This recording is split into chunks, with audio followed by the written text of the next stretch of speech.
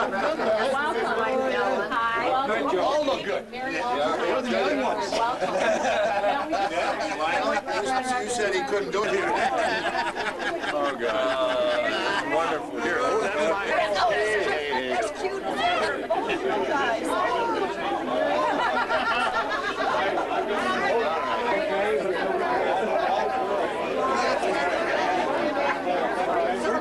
Oh, my God. I got one son. That's great. The guy also, you're running off. Yeah. Oh, yeah. It's all new. All new. Oh, no. It can't be all new. So, and then much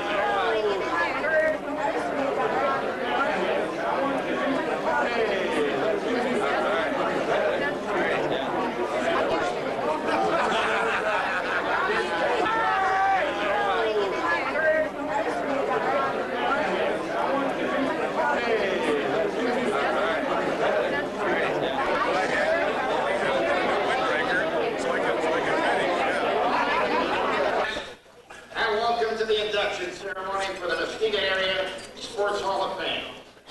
In a short while, the class of 2001 will become the 15th class since the Hall's formation back in 1987. Oh. You got me, that's enough.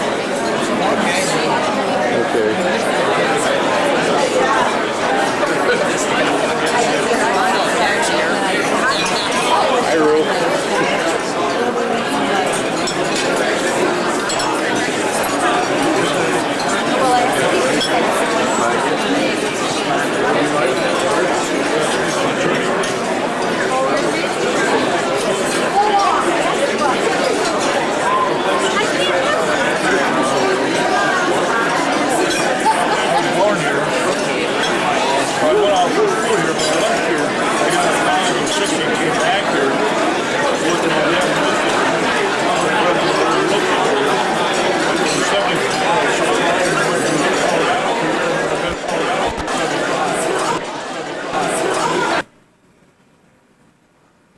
Hi, Joe. Today is June 2nd, 2001, and Joe Kastelic is getting inducted into the Muskegon Hall of Fame. Where are you from originally, Joe? Kirkland Lake, Ontario, 1933, February 16th, 1933, Jack. Is that right? And can you tell me a little bit about your hockey career? I know you don't like to brag, but I'd like to hear about it. Well, I came to this league in 1953. Okay. Went to Fort Wayne. Okay. And I played there for 4 years. Okay. Then I went 3 years in Louisville. Okay. Went back 1 year at Fort Wayne, and then 7 years in Muskegon. All right. And what was the team in Muskegon? Zephyrs, and then the Mohawks. All right. Who was your coach? Moose here. Moose Lalo. Moose Lalo. Are you in your wife's name? Stella. How many children? My son, his name is Kurt, and his wife's name is Tammy, and we have 3 grandchildren, Eric, Glenn, and Veronica. Okay, and what does your son do? He's an engineer, but every time he changes a job, he graduates as a mechanical engineer, and every time he changes a job, he tells me he's a different kind of an engineer, so I don't know what it is. I seen your buddy here, our buddy Kenny Lane. Is he here? Yes, he is. Hey? Yeah. Well, he said he'd come for me. Joe, you look good. Thank you, All Jack. right. Okay. All right, buddy. All right, buddy. Okay. Okay, I'll get you on tape. Okay. All right. It's going to be another great night. And now we have reached that point in the program that I'm sure you have all been waiting for with such great anticipation. A few words from the president of the Muskegon Area Hall of Fame and my longtime sidekick on area football and basketball games for many years, Mr. Gene Young. Wait a minute, I'm not done yet. Hold everything. I got some zingers on Young. He's not going to get away without me having a couple of zingers on. For years, Gene and I have labored in mediocrity as we bounce between radio stations here in the Muskegon. Thank you, friend. On behalf of the Muskegon Area Sports Hall of Fame and its Board of Directors, I welcome you to the 15th Annual Hall of Fame ceremony. It is my privilege to be able to work with a knowledgeable and committed Board of Directors. Presence here tonight are the next of kin. Boy, do we have a terrific group in attendance here this evening. Flashing across our black and white television sets back in the 1950s and early 1960s was one of Muskegon's greatest all-time athletes. Twice, he fought for the lightweight championship of the world, only to lose by the narrowest and controversial of decisions. Still active as a boxing instructor to this day, let's welcome back the great Kenny Lane.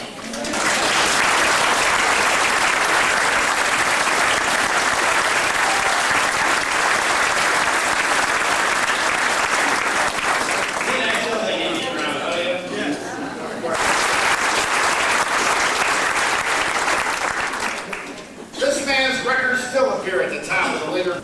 Winner of the Distinguished Service Award in 1998, let's welcome back Elsa Lowe.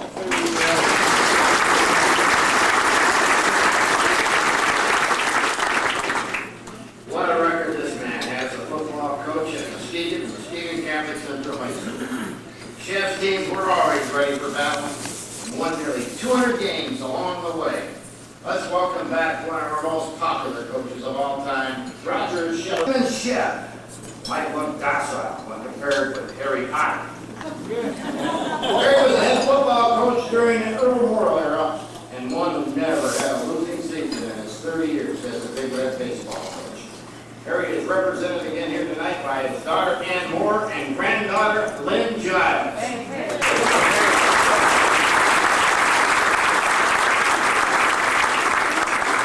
Nice seats, please.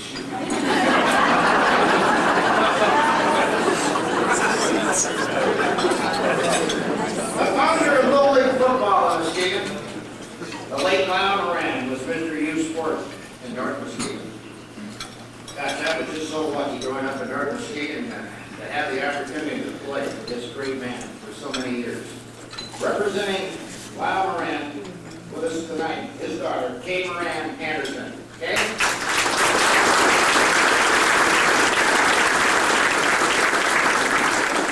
The grandson of the winner of last year's Freddie Vanderplough was a savior of minor league baseball, one who did so much. Never once took time out from our program to introduce out-of-town guests to our audience. But that changes tonight. Here to take part in our former teammate Joe Kastelic's Night to Remember are some of the greatest collection of hockey players that ever played here in Muskegon. Oh, they have broken our hearts many a times when they turned out the red light at the L.C. Walker Arena while wearing the uniform of the Fort Wayne Komets.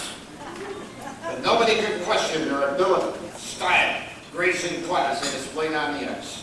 Let's welcome back to Muskegon Lenny Thornton, Eddie Long, George Drysdale, and Lionel Repka.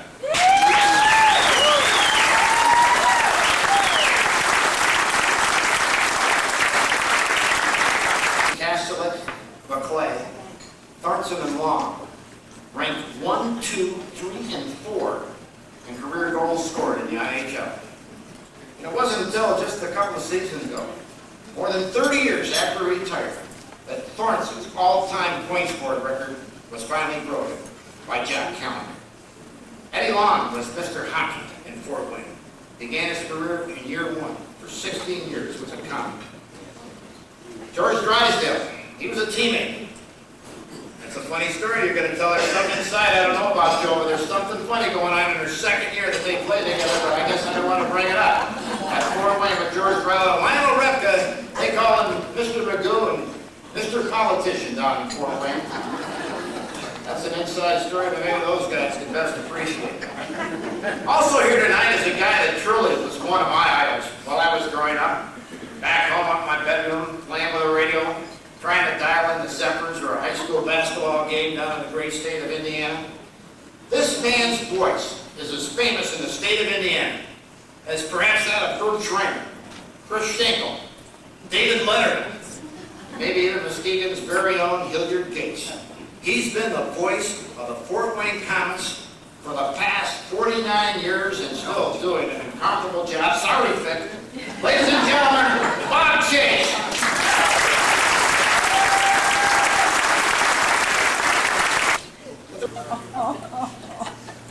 Former Muskegon Zephyr owner Jerry DeLeese won in the Winning Championship battle for Muskegon after he first brought his International Hockey League club to Muskegon beginning with the 1959 and 60 season. DeLeese's Zephyrs were an overnight success, both financially as well as on the ice, in this historic franchise's infancy. After a couple of close but no cigar seasons at the LC Walker Arena, DeLeese needed a special player to put this team over the top. The Zephyrs had made it all the way to the finals in '61, but DeLeese felt he needed one more piece to complete the puzzle. Prior to the start of the next season, DeLeese undoubtedly pulled off his most successful maneuver. DeLeese wanted somebody who could put the puck in the net, but of course who wouldn't want somebody to put the puck in the net? But to get a player with the talent of a Joe Kastelic was a bigger coup than even the most optimistic Muskegon fan could hope for. Kastelic was a proven winner and a proven scorer prior to his arrival here in the Port City. Just a year before professional hockey would become a reality, Kastelic was burning up the IHL. With the Louisville Rebels, Kastelic turned on the red light 42 times as Louisville captured the 1959 Turner Cup championship.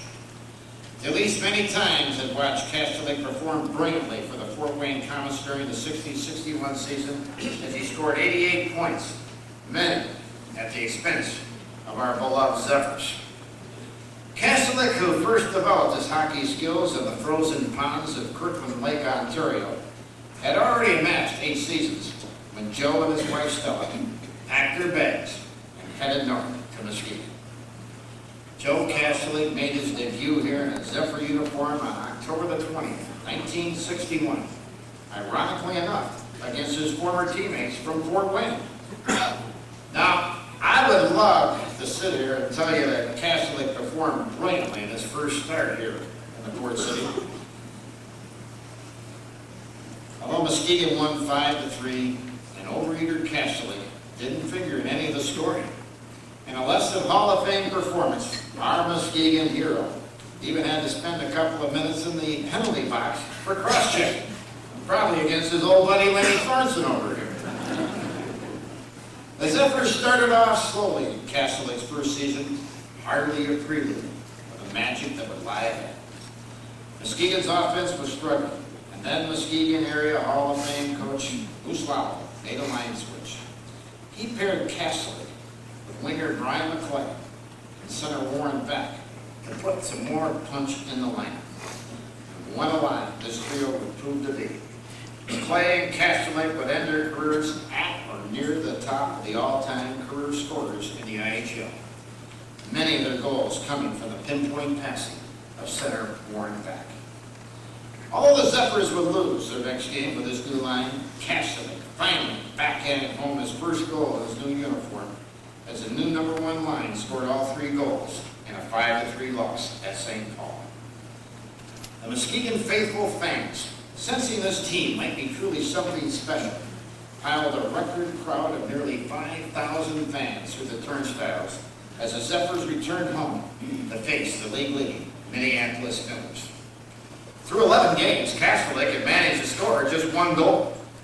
And the crafty Minneapolis Miller brass tried to pull a tricky one on Muskegon's wily owner, offering star holdoff Bruce Lee in exchange for the slumping Kastelic.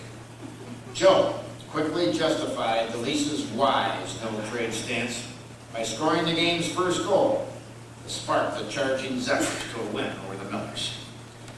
The Zephyrs quickly went on a hot streak, winning 10 in a row as the new year loomed ahead. All this despite the fact that the normally point-productive Kastelic had scored the 12 goals on the season. Now that's not a bad total for most hockey players, but certainly well below Kastelic's normal proficiency. The winning streak came to an end with an overtime loss to St. Paul. But the Zephyrs quickly bounced back as they pummeled the hapless Fort Wayne Komets 13-2. Veteran Komet play-by-play announcer Bob Chase was appalled with his electronic play on the ice, as he couldn't believe that the timid Fort Wayne club could go the entire game without one penalty. And this would be the game that jump-started Kastelic as he rubbed salt in the wounds of his former teammates by scoring 8 points in the game. Well, hell, that's a career for most people. The play of Kastelic and his mates had turned Muskegon now into a hockey-frenzied town. More than 5,400 fans packed the LC Walker Arena, while according to Jerry DeLeese, 3,000 more were turned back at the door. But it's out of the Chronicle, folks. Jerry was a shifty guy. Kastelic scored the game's first goal as the Zephyrs sent the back house home happy as they defeated the Saints to move into a tie for the league lead in the IHL. Another sold-out crowd turned out to see the Saints and their despicable bad boy John Bailey in mid-February. Kastelic tallied a pair of goals as a gleeful crowd saw the Zephyrs polish off the Saints 7-2. However, the Muskegonites had it apart on a long road trip, and their hopes of capturing first place in the coveted Huber Trophy soon dimmed for the locals. Perhaps a court date in Minneapolis, where Kastelic's lineman, Brian McClellan, on the Zephyrs' enthusiasm. See, on an earlier visit to Minneapolis, it seems that our hockey role model got in a little skirmish while taking a little breather in the penalty box and got in a fight with a local police officer. Not good. Now, for those of us who know Brian McClellan, you can imagine his reaction when after his day in court, he was $100 lighter in his pocket. And following McClay's stiff fine, Muskegon then lost 6 games in a row. The Zephyrs, after being among the league leaders, had fallen down in the standings all the way to 4th place. But then, Kastelic got red hot. March the 1st, 1962 will be a day Joe Kastelic will never forget. He notched the hat trick twice, scoring 6 goals in a single game, tying the IHL record held by 3 others, including now the much poorer Brian McClellan. The Zephyrs, however, got on a roll, and they won 6 straight games.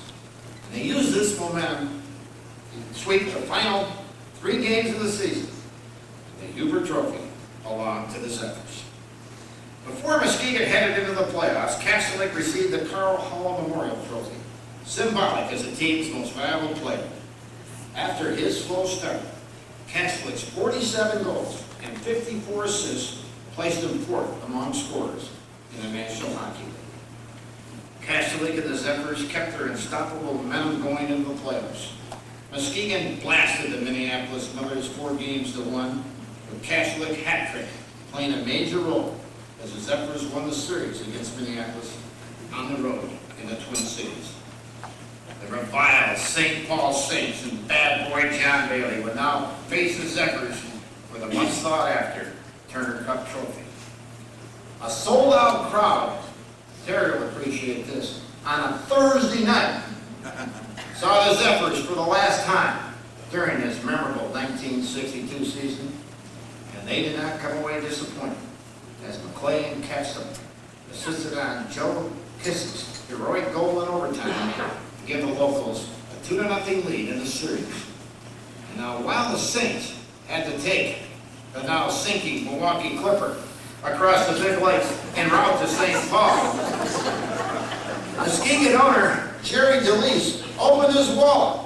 I see why Tony Lisbon is not here tonight. He chartered an airline flight to the Twin Cities. Totally unheard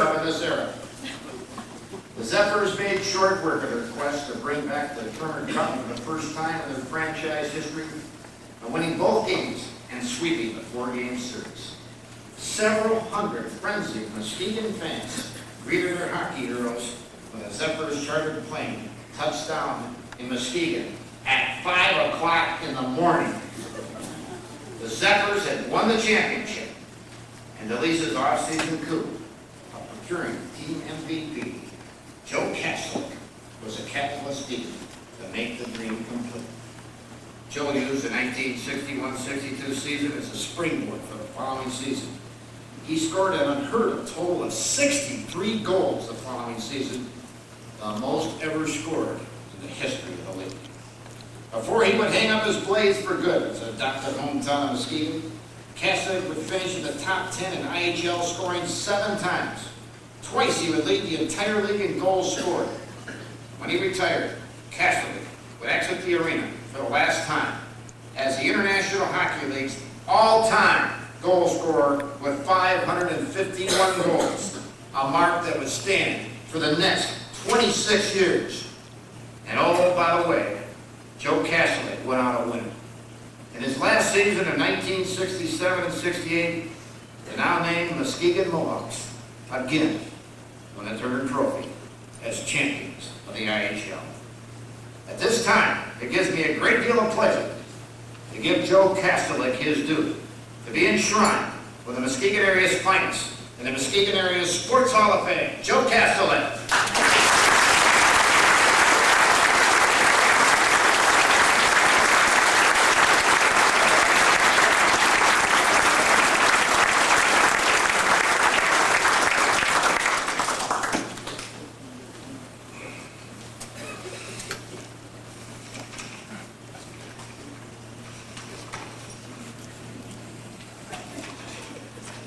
I hope the honored guests didn't mind me leaving.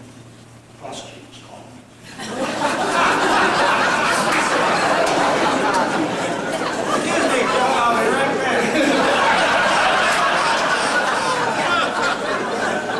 I'd like to thank the Lord, my family, my mother in Burton Lake,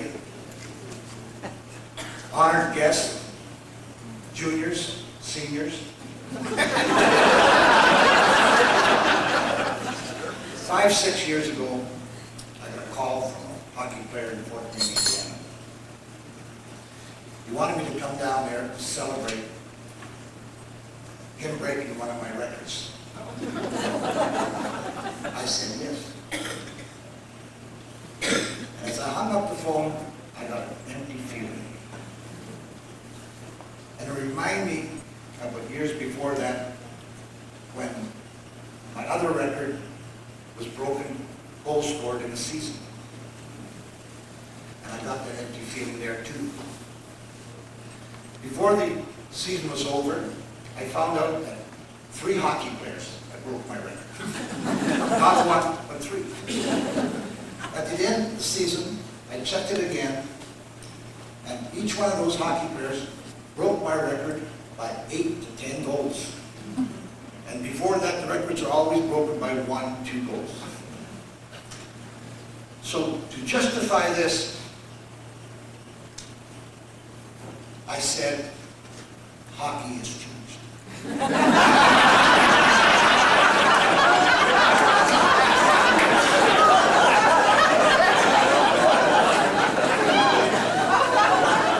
I went to Fort Wayne. And I gave a lousy speech because that's all I was. I went down the line, and as I turned around, this player was taking off his sweater. An announcer said, this sweater is going into the Hockey Hall of Fame. The commissioner standing beside me said, Joe, every league is bringing something to the Hall of Fame. So I turned around and looked. I had this record for 30 years. This player had it for 1 month. 1 month. This sweater went into the Hockey Hall of Fame. His family had a paid vacation to Florida. On TV. And here I am, knew I had a record.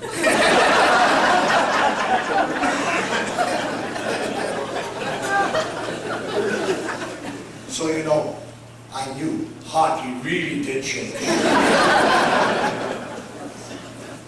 After the game, I asked my son, how does he feel? He says, okay, Mr. Peter. And then I knew I was the one with the empty feeling. There's 9,000 people at the game. And I knew then I had to give it up. I had it for 30 years, and time was marching on.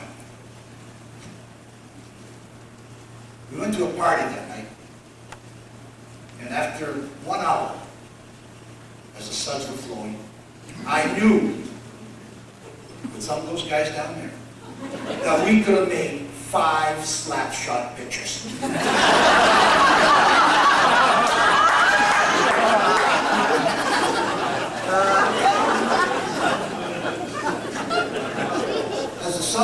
As the suds were running out, I wonder if any of you were at that hockey game where the goalie got hit over the head with a hockey stick when they didn't wear helmets. He was there. He came up to me and he said, Joe, I would like to apologize to you for looking at you cross-eyed. And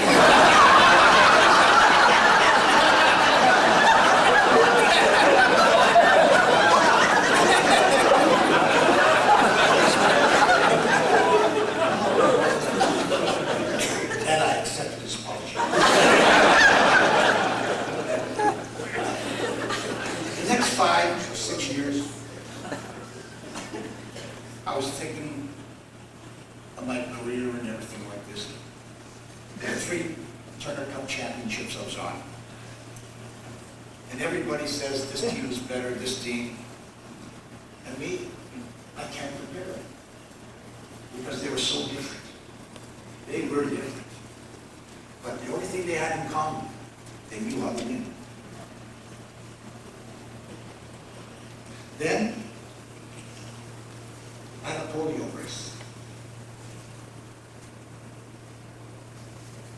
And that all started when I was in grade school. I was doing a high jump. I came down, and a couple of days later, I went in for 3 or 4 events. And after that, I think I had my foot in the cast maybe 4 or 5 times. Every game, tape. And even after I got my brace, I always had to take 2 or 3 days off because the ankle was burning, pain, and everything like this. I wore contact lenses. I wore the same contact lenses for 15 years. And I'll say that those goals that I scored, they didn't see the red light probably 10 times.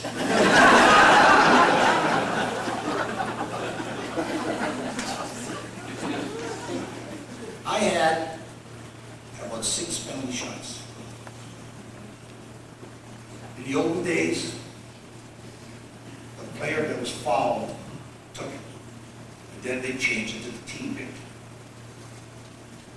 The last year I played here, I was called to take another one. So what I usually do, I get up and go by the gate and sit down. And this time, when the player was coming in and out, he says, "You're going to shoot, coach." And all of a sudden, he went to center ice, grabbed the puck, went down, and missed the net. After the game, I'm going to tell you the truth, I was relieved. Because it is pressure. It was really pressure. The year before I came here, I was playing in Fort Wayne, Indiana, and a penalty shot was called. Mr. Komet, captain, Eddie Long, came to the bench. And the coach said to him, "Who do you want to take the shot?" And he said, "Joe." So I got up, went over by the gate and sat down. I didn't know it till about December, January, February this year, looking back at all this. I was honored. I was honored by Eddie Long. Because at that time, he was 50 to 60 career goals ahead of me. Eddie, will you stand?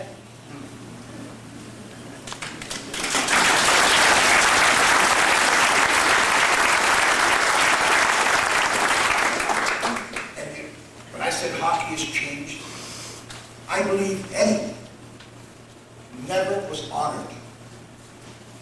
I believe this somehow. And I would like to honor Eddie Long for having the record before I broke it.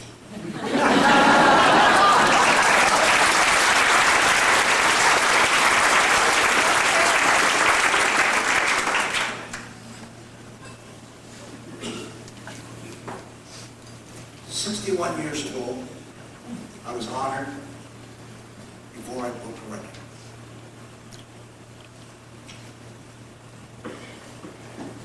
Muskegon,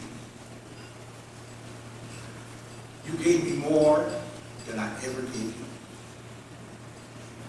You gave me Turner Cups. You gave me records. You gave me great hockey players to play with. You gave me friends. You gave me my son. You gave me my 3 grandchildren. And you gave me tonight. Thank you."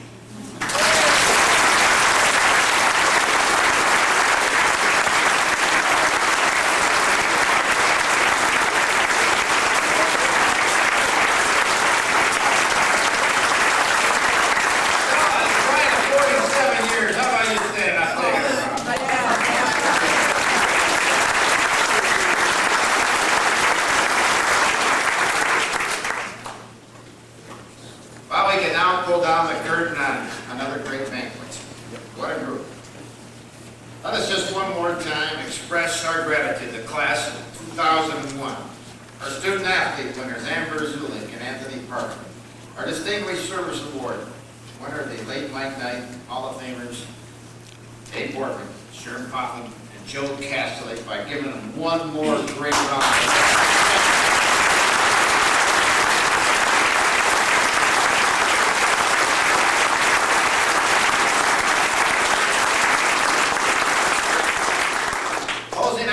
To again thank the Muskegon Chronicle, Barry Ostrom and his sports staff, the best in the business, for all their help. Without them, this night would not be possible, nor the other 15 nights we enjoy ourselves here.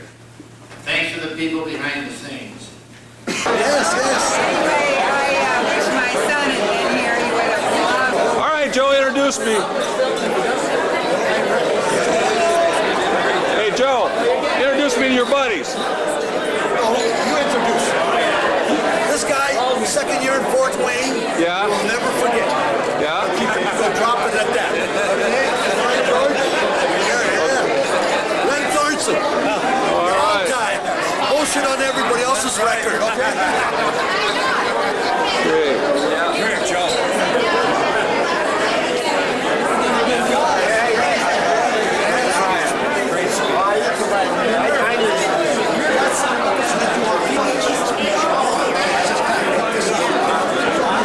Joe Kastelic, Muskegon Area Sports Hall of Fame, June 2nd, 2001. Yeah, the smile all the time. Joe, put this up on the Joe.